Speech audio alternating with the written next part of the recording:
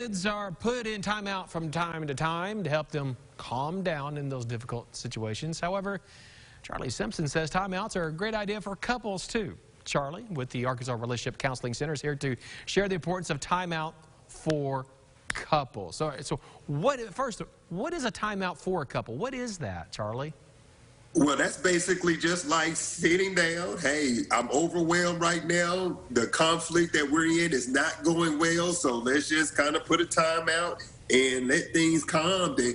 And what's interesting is that the research backs up the importance of timeouts.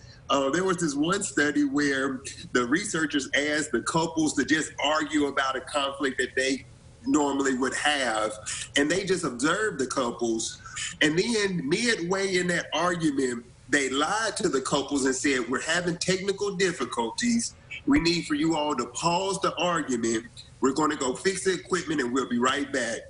They give the couple about 20 to 30 minutes when they're just kind of quiet. They come back, and what do you think happens with the couple? They can't argue anymore, right?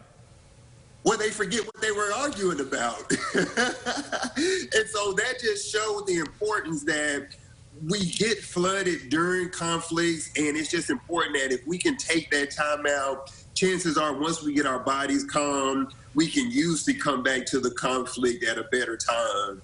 Oh, it sounds like it must have been a fun research project. I'm sure everyone doing it is probably laughing the whole time, doing it. Anyway, so what if you're in this argument and you say we need to take a time out? What if, your spouse doesn't want to take the time out?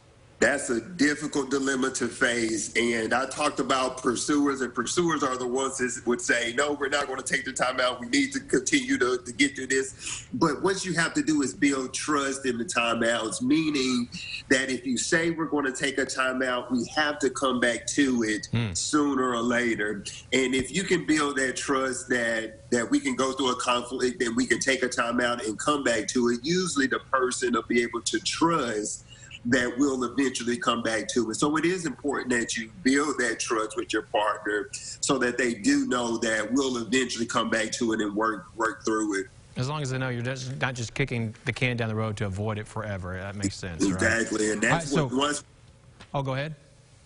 That's one of the biggest fears when a person feels like they have to take a time out, that they will not come back to it, and we have to build that trust.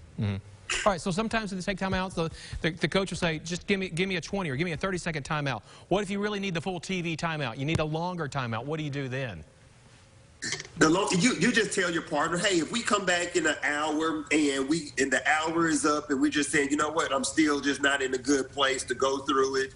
It is important to be able to extend it. You want to make sure that your body is in a place where it can say, okay, I'm ready to come back to it. We try to tell couples not to let it extend over 24 hours, but up to 24 hours, you should be able to get your body to a place where you can navigate through that conflict. If you can't do it within 24 hours, you need to go see Charlie Simpson. There you go. Thanks, Charlie, for joining us this morning. We're back.